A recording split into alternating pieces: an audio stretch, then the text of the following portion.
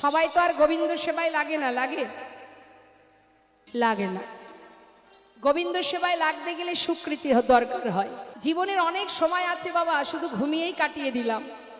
ভেবে দেখুন একবার, ঘুমাতে আমরা সবাই ভালোবাসি, তা 24 ঘন্টার মধ্যে কতটুকু সময় আমরা ভগবানের নাম করি, আর কতটুকু সময় সংসারের মধ্যে থাকি, কতটুকু সময় আমরা ঘুমিয়ে কাটাই। ভগবানের নাম করার সময়ই আমাদের হয় না, যার কারণে এই ত্রিতাপ জ্বালা আমাদের ভোগ করতে হয় বাবা। ত্রিতাপ জ্বালা তোমাকে ভোগ করতেই হবে, জেনে রাখো। এই ত্রিতাপ জ্বালা মানে 3টে জ্বালা সংসারে: আধ্যাত্মিক, আদিভৌতিক, আদিদৈবিক। আধ্যাত্মিক জ্বালাটা কি? শরীরের জ্বালা, দেহের জ্বালা। অর্থাৎ দেখবেন আমাদের শরীরের মধ্যে সব ভালো, হয়তো দেখা গেল দাঁতের যন্ত্রণা হচ্ছে, মনটা কোথায় থাকবে? সারাদিন ওই দাঁতের কাছেই থেকে যাবে মনটা, তাই না? এই জ্বালা তোমাকে ভোগ করতেই হবে মা। দেখা গেল 100 ভাগের মধ্যে 99 ভাগ ভালো, 1 ভাগ খারাপ, মনটা সেইখানেই আটকে যাবে। অর্থাৎ এ জ্বালা থেকে মুক্তির আর কোনো রাস্তা নেই। আর একটা কি জ্বালা? আদিভৌতিক জ্বালা, অর্থাৎ অন্যের জ্বালা, মানে অপরের জ্বালা। অকারণে যেন তেন প্রকারে অপরের জ্বালা তোমাকে ভোগ করতেই হবে। তুমি চাইছো না, কিন্তু অন্যের জ্বালা, অপরের জ্বালা তোমাকে জর্জরিত করবে, জর্জরিত করবে যেন তেন প্রকারে। তুমি না চাইলেও তোমার ঘাড়ে এসে পড়বে সেই জ্বালা। তাই এই অন্যের জ্বালা, অপরের জ্বালা, অন্য ব্যক্তির জ্বালা, এ জ্বালাও কিন্তু আদিভৌতিক জ্বালা। এ আমাদের এই সংসারে থাকবেই থাকবে। আর আদিদৈবিক জ্বালা, যেমন মনে করুন এই কিছুদিন আগে চলে গেল করোনা, আছে না, ঠান্ডা গরম ইত্যাদি, এগুলো হচ্ছে আদিদৈবিক জ্বালা। এই ত্রিতাপ জ্বালা এই সংসার জীবনে ভোগ করতে হয়।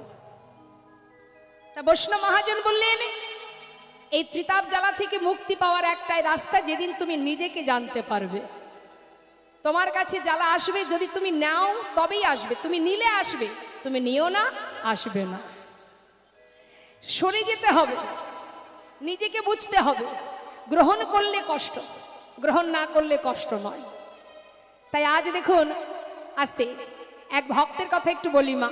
ষড়গোস্বামীর মধ্যে এক গোস্বামী, যার নাম রঘুনাথ দাস গোস্বামী, যিনি ভগবানের গুণকথা শ্রবণ করে ঘর থেকে সর্বস্ব, তার পিতা ছিলেন জমিদার, সমস্ত সুখ স্বাচ্ছন্দ্য ফেলে রেখে শিশুকাল থেকে মায়ের কোলে বসে ওই কৃষ্ণ কথা, তার রূপের কথা, তার গুণের কথা শুনতে শুনতে এক সময় সব কিছু ফেলে দিয়ে মহাপ্রভু করুণাময় গৌরহরির কৃপা লাভ করে বৃন্দাবনে গোবিন্দ চরণ লাভ করেছিলেন।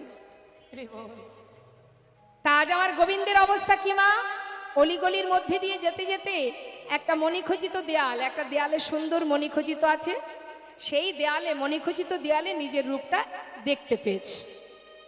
যেই না তার ওই প্রতিচ্ছবি দেখেছে বাবা, সেই রূপের মানুষটাকে দর্শন করে গোবিন্দ এক দৃষ্টিতে তার দিকে তাকিয়ে আছে, আর মনে মনে চিন্তা করছে, আহা এত সুন্দর রূপ, এই অপরূপ রূপের মানুষটা এই বৃন্দাবনে আছে।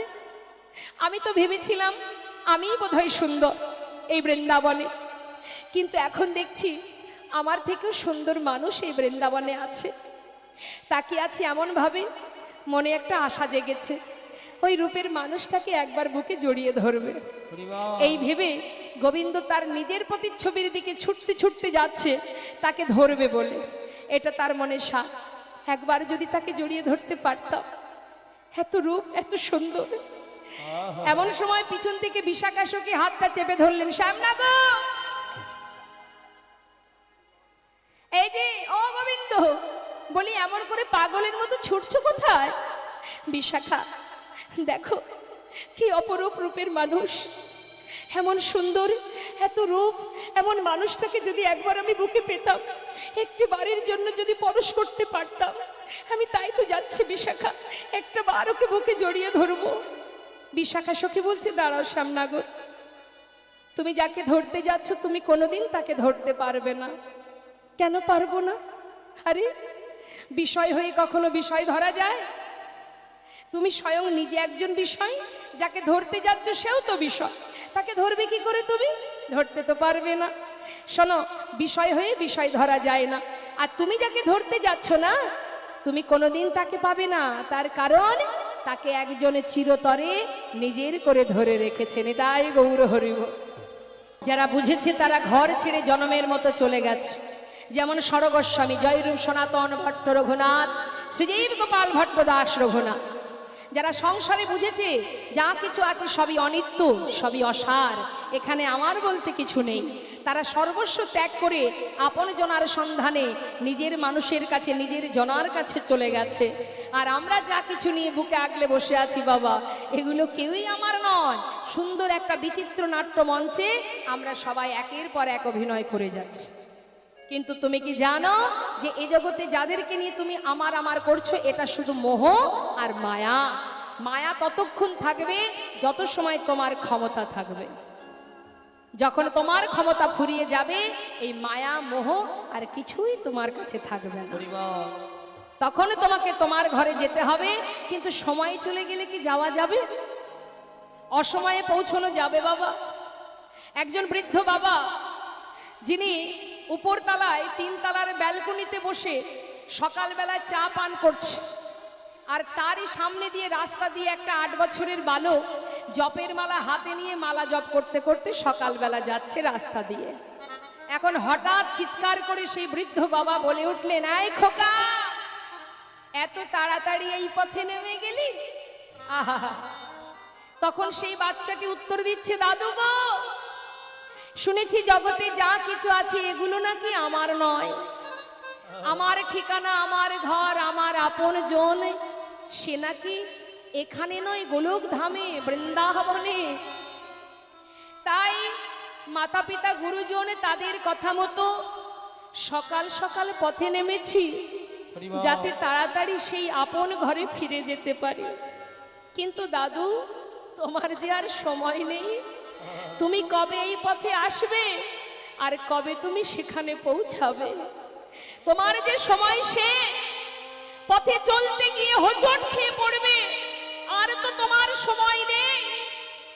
আর কবে নামবে, আসবে কবে এই পথে? এই পথে যে সবাইকে আসতে হবে। যে আগে থেকে আসবে সে পৌঁছে যাবে, সময় চলে গেলে কিছু হবে মা? সময় করিয়া পথটি ধরিয়া যেবার চলে দ্রুত গতি, সময়ের শেষে অনায়াসে সেজন চলে যায় আপন বাসতে।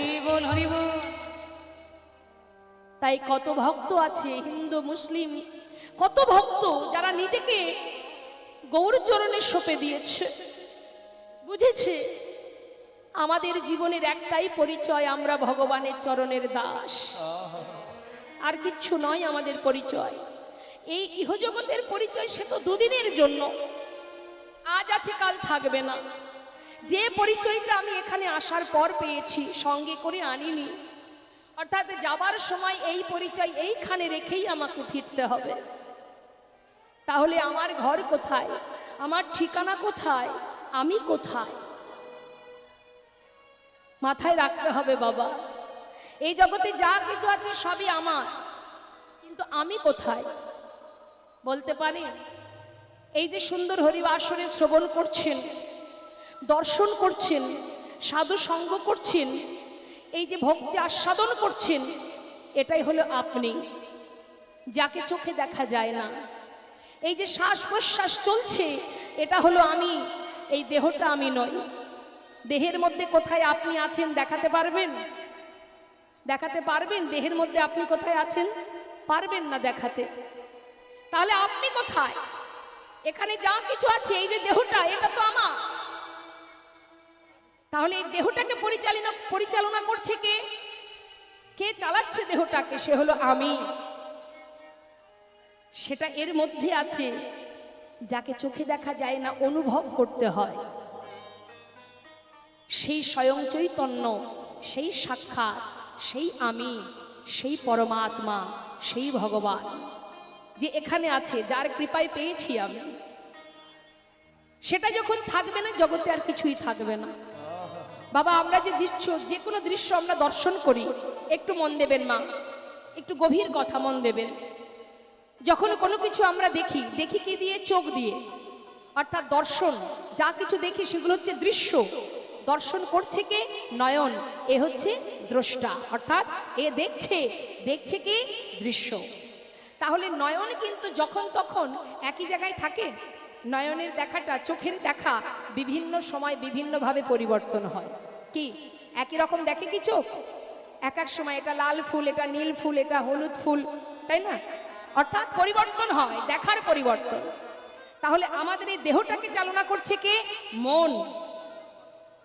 মনটা আমাদের দেহটাকে চালনা করছে। মন যেদিকে যায় আমাদের দেহের সমস্ত ইন্দ্রিয়গুলো সেই দিকে যায়, তাই তো মা? ভালো করে শুনবেন। মন কিন্তু স্থির নয়, মন কিন্তু যখন তখন পরিবর্তন হয়। কখনো ভালো চিন্তা, কখনো খারাপ চিন্তা, কখনো কষ্ট, কখনো হাসি, কখনো আনন্দ, তাই না? নানাবিধ চিন্তা মাথার মধ্যে থাকে। তাহলে মনের পরিবর্তন, দেহের পরিবর্তন, আমাদের ইন্দ্রিয়ের পরিবর্তন, দর্শনের পরিবর্তন, সব কিছুর পরিবর্তন আছে, একজনের পরিবর্তন নেই। মনকে চালনা করে কে? আমাদের এই দেহটাকে চালনা করে কে? সে হচ্ছে আমি। আমি তাকে দেখা যায় না, সে আছে বলে আমার সব কিছু আছে। সে আছে বলে দাঁড়িয়ে আছি, সে আছে বলে দেখতে পাচ্ছি, সে আছে, সেই হচ্ছে সাক্ষাৎ, সেই চৈতন্য, সেই হলো পরমাত্মা, সূক্ষ্ম আত্মা। এই যে শ্বাস, এটাই হলো আমি। তাই আমাদের সময় থাকতে জানতে হবে আমি কে আমার কেন মরে যারে তপত্রয়, ইহা না জানে জীবের কইছে হিত হয়। নিজেকে সঁপে দাও, নিজেকে জানো, তবেই তো তুমি বুঝবে তুম কাহা সে আয়ে হো আর যাওগি কাহা, ইতনা দিল বিচার লো বাস হো গয়া ভজন। তুমি যেদিন জানতে পারবে যে তুমি কোথা থেকে এসেছো আর তুমি যাবে কোথায়, এটা যখন নিজের কাছে নিজে বুঝতে পারবে, সেই দিন থেকেই তোমার ভজনের পথ পরিষ্কার। নিতাই গৌর হরি বল হরি। মধুকর রঞ্জিত মালতি মণ্ডিত জিত ঘন কঞ্চিত কেশব। বাক্যটা খুব খটখটে, তাই না মা? দেখুন, রূপের পদ, যদি পদটা আমরা মুখে বলি সেটা শুনতে কঠিন মনে হয়, কিন্তু যখন তার ব্যাখ্যা হবে বাবা, সেটা শুনতে অনেক অনেক সুন্দর। কি বলছি? পদের মধ্যে, কথার মধ্যে, শব্দের মধ্যে মনটা দিতে হবে, তাহলে বোঝা যাবে। লীলা কথা অত সহজ নয়। যদি চিত্তটাকে স্থির করা যায় তবেই বোঝা যাবে। এটা তো আর অন্য কিছু নয়, এটা সেই অপ্রাকৃত জগতের লীলা। তার কথা বর্ণনা করা, যাকে চোখে দেখিনি তার কথা বলা কি সহজ ব্যাপার? বাবা, একটা দোকান থেকে মিষ্টি খেয়ে এসে যদি আপনাকে আমি বলি যে অমুক দোকান থেকে একটা মিষ্টি খেলাম, সেটা যে কি সুস্বাদু, সে আমি আপনাকে বোঝাতে পারছি না। আপনি হয়তো তখন বলবেন, তুমি খেয়ে তুমি যদি বোঝাতে না পারো, আমি তো ভাই খাইনি, তাহলে আমি কি করে বলবো? নিতাই গৌর। তাহলে যিনি সদা সর্বদাই ভগবানের কাছে থেকে, পাশে থেকে সাক্ষাৎ লীলা দর্শন করে পদাবলী লিখেছেন, তিনি বলছেন আমার সাধন হলো না, ভজন হলো না, আমার ভালোবাসা হলো না, তার ডাকা হলো না, আর আমি যাকে চোখে দেখিনি তার কথা বলা কি সহজ ব্যাপার মা? কিন্তু তথাপিও সাধুগুরু বৈষ্ণবের কৃপা হলে অসাধ্য সাধন হয়। তাই আপনাদের কাছে আমার বিনীতভাবে নিবেদন, স্থির মনে ধীর স্থির চিত্তে আস্বাদন করতে হবে। শ্রীধাম নবদ্বীপের মাঝে এক নদিয়া নাগরী, যিনি বেলি অবসান কালে সুরধ্বনি গঙ্গায় জল আনতে গিয়ে এক অপরূপ রূপের মানুষ দর্শন করে ঘরে ফিরে এসে আর এক নদিয়া নাগরীকে পাশে ডেকে বলছে, সই জানিস সজনী, আজ আমি বেলি অবসান কালে সুরধ্বনি গঙ্গায় জল আনতে গিয়ে আমি এমন এক রূপের মানুষ দর্শন করে এলাম, সেই রূপের কথা কাকে বলবো আমি বুঝে উঠতে পারছি না। তবে আমার মনে হলো আমি তোর কাছে বলবো, তুই একটু শুনবি।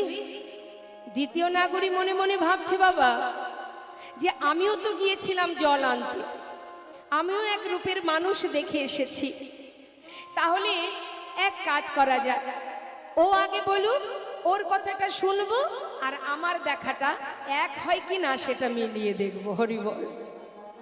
এখন প্রথম নাগরী বলছে মা, আর দ্বিতীয় নাগরী পাশে বসে বসে শুনছে আর মেলাচ্ছে তার দেখাটা। তো কি বলছে প্রথম নাগরী শুনুন, পদাবলীর দিকে মন দিতে হবে। কি বলছে? মধুকর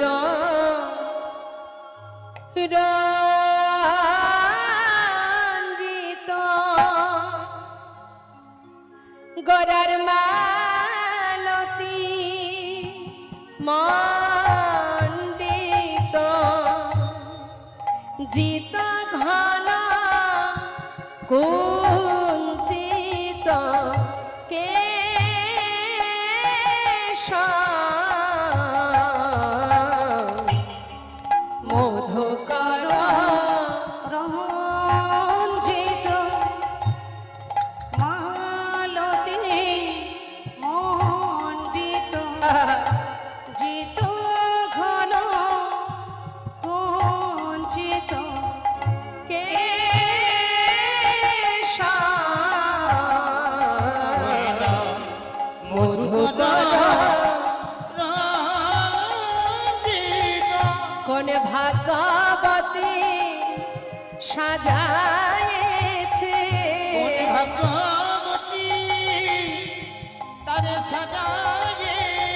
কোন ভাগবতী সাজায়েছে, ভাগবতী সাজায়েছে ওই না মালতীর মালা দিয়া, কোন ভাগবতী সাজায়েছে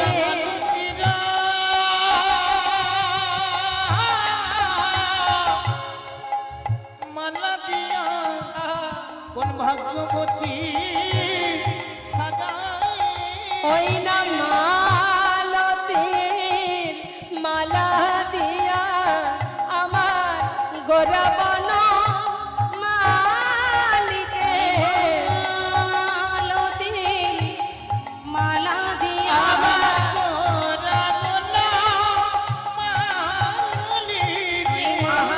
মালতীর মালা দিয়া ভাগ্যবতী সাজায়েছে। কি বলছে মা? প্রথম নাগরী বলছে, সজনী রে, আমি সুরধ্বনিতে জল আনতে গিয়ে সেই অপরূপ রূপের মানুষটাকে দর্শন করলাম। জানিস সজনী, তার কণ্ঠে একটা ফুলের মালা, একটা মালতী ফুলের মালা, মালার উপরে যে ফুলগুলো আছে, মানে যে ফুলের মালা, সেই ফুলের উপরে মধুকর কাকে বলে বাবা? যারা মধু পান করে, মানে কালো ভ্রমর। এই মৌমাছি অর্থাৎ ভ্রমর, তারা ফুলের উপরে বসে এমনভাবে মধু পান করছে, দেখলে যেন মনে হচ্ছে এটা মালতী ফুলের মালা নয়, মধুকর দ্বারা রঞ্জিত, অর্থাৎ মধুকর দ্বারা গাঁথা এই মালা। সজনী, যখন দেখলাম এক ফুল থেকে উড়ে আর এক ফুলে গিয়ে বসছে, তখন বুঝলাম এটা ভ্রমর দ্বারা রঞ্জিত নয়, মধুকর দ্বারা রঞ্জিত নয়, এটা মালতী ফুলের মালা। হরিবল হরিবল। জিত ঘন কুঞ্চিত কেশ, গৌরহরির মস্তকের যে চাচুর চিকুর কেশ, সেই কুঞ্চিত অর্থাৎ কোচকানো যে কেশ, সেটা তো কালো, চাচুর চিকুর কালো কুঞ্চিত কেশ, সেই কালো কেশকে জয় করেছে এই মধুকর। বললেন জিত ঘন কুঞ্চিত কেশ, তাকে জয় করেছে এই কালো ভ্রমর। সজনী রে, সেই অপরূপ রূপের মানুষ দর্শন করে আমার বলিতে যা ছিল, নারীর নারীত্ব বলিতে যা ছিল, সবে তার চরণে সঁপে দিলাম। হরিবল হরিবল। ওরে ও সজনী, বল বল এখন আমার কিবা হবে? সজনী রে, সেই ভুবন ভোলানো গড়া রূপ দেখি আমার যে ব্যাধি হলো, বল সজনী রে কি আর করবো আমি? শুধু তাই নয় রে, আরো কি দেখলাম জানিস? শোন সজনী, আমি দেখলাম আহা আহা দিলা কবি বিনিন্দিত গোরার শশধর রূপ তিলকবে নিন্দিত হরি বল। শশধর রূপক ওরে সজনী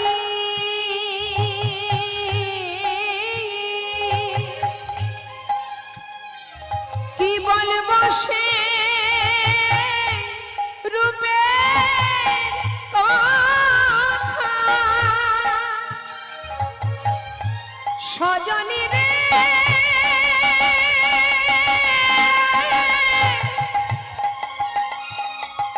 ওরে আমার মরিয়া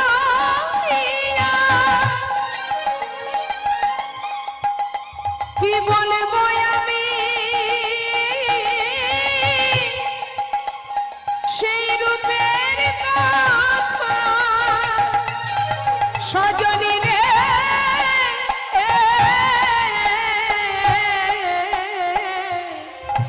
আহা তিলকবে নিন্দিত ঘরের শশধর রূপক আহা যুবতী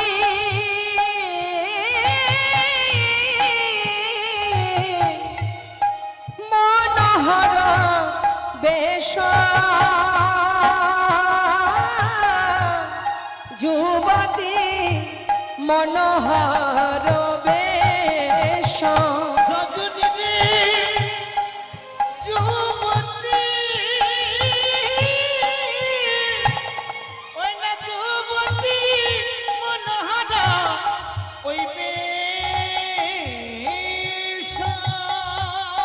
হরি বল হরি বল। ওই না যুবতী মনোহর দেখলাম হরিচন্দনে আহা, সাজায়েছে চন্দনে সাজায়েছে আহা হরি বলা হরি বল। ওই বদন খানি দেখলাম হরিচন্দনে সাজায়েছে হরি মহলা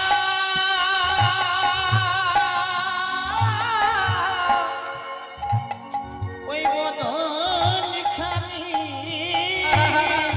দেখলাম হরি চন্দনে সাজায়েছে ওই না হরি বলা বদন খানি রাধা কৃষ্ণ একা প্রীতি হরি বলার বদন খানি ও সেই রাসবিলাসের পরিণতি রাধা কৃষ্ণ একা ওই প্রীতি রাস বিলাসী পুরী রাধা হরি বল। একা প্রীতি আহা হরিচন্দনে সাজায়েছে কথাটা কি বললেন বাবা? তিলক বিনিন্দিত শশধর রূপক যুবতী মনোহর বেশ সজনী রে তার ললাটে যে তিলক, তিলকের মাঝখানে যে সুগোল বিন্দু আর এই যে সুন্দর বদনটা যেন মনে হচ্ছে একটা পূর্ণ চাঁদের উদয় হয়েছে। শ্রীধাম নবদ্বীপের মাঝে সুরধ্বনি গঙ্গার তীরে যেন মনে হচ্ছে একটা পূর্ণ চাঁদের উদয়। আর যুবতী মনোহর বেশ অর্থাৎ ওই যে রূপ, ওই রূপ যে দর্শন করেছে সেই তো ভুলেছে। যুবতীর মনোহর সেই রূপ যুবতী জনার মনকে হরণ করে। শুধু কি যুবতী জনার মন হরণ করে বাবা? শুধু কি তাই মনে হয় যে শুধুমাত্র রমণীর মন হরণ করে? না, তাকে যে দেখেছে সেই তো ভুলেছে। শুধু আমার আপনার মতো হিন্দুর কথা বাদ দিন, কত মুসলমান ভক্ত বাবা যারা নিজেকে সঁপেছে গৌরকে দর্শন করে, যেমন সম্রাট আকবর, নাসির মামুদ, আব্দুল করিম, চাঁদ কাজী, যার সমাধি এখনো আপনারা দেখতে পাবেন মায়াপুরে যদি যান, একটু এগিয়ে গেলেই সেই চাঁদ কাজীর সমাধি আছে, যার উপরে, যে সমাধির উপরে একটা ফুলের গাছ আছে যার নাম কাঠচাপা বৃক্ষ। সেখান থেকে প্রতিদিন ওই সমাধির উপরে ফুল পড়ে, অর্থাৎ এটা প্রভুর কৃপা। সেখান থেকে প্রতিদিন ফুল পড়ে ওই চাঁদ কাজীর সমাধিতে, এটা তার আশীর্বাদ। তা মাগো, আপনারা নিশ্চয়ই শুনেছেন তোমরা কুঞ্জ সাজাও গো, এটা কার লেখা? একজন মুসলমান ভক্ত কাজী নজরুল ইসলাম। তার নিশ্চয়ই অনেক বৈষ্ণবীয় ভজন আপনারা আস্বাদন করেছেন।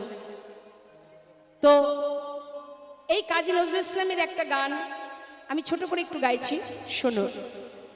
আমরা সবাই দেখি গোবিন্দ কত কত লীলা করেছেন, শুধুমাত্র দাপর যুগে নয়, সত্য ত্রেতা দাপর এই যে কলি, এই চারটে যুগেই তিনি 4 বার এসেছেন, কত কত লীলা করেছেন।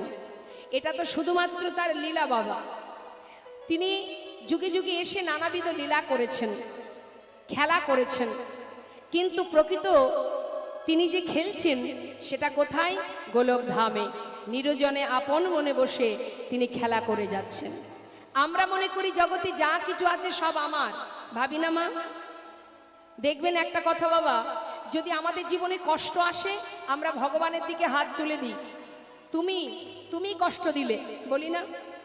আমাদের জীবনে যদি কোনো আঘাত আসে তখন কি করি? ভগবানকে আমরা দোষারোপ করি। যদি কোনো ক্ষয়ক্ষতি হয়ে যায় আমাদের জীবনে আমরা বলি তুমি করেছো, তুমি কষ্ট দিয়েছো, তুমি কেড়ে নিয়েছো, তাই না? তাহলে জীবনে আঘাত এলে, কষ্ট এলে দায়ী কে বাবা? ভগবান। যখন সংসারে কোনো কিছু উন্নতি হয় বা কোনো ভালো কিছু হয় তখন আমরা কি বলি? তখন বলে আমি করেছি তাই পেয়েছো, এটা আমি না করলে পেতে না। দেখবেন অনেকে বলে এটা আমার দ্বারা হয়েছে বলে আজ এত আনন্দ, এটা আমি করেছি।